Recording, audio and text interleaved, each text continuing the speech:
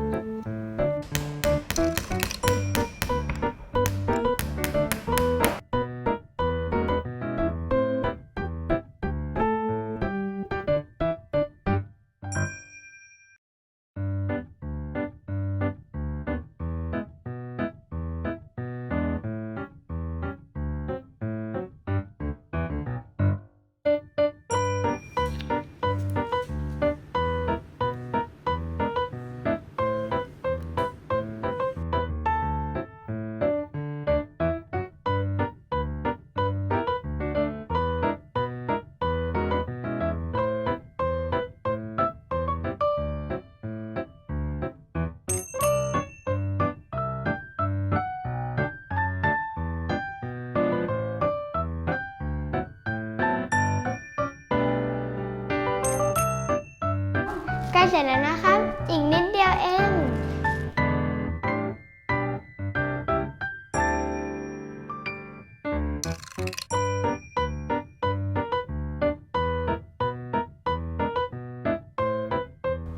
ถ้ารู้สึกว่า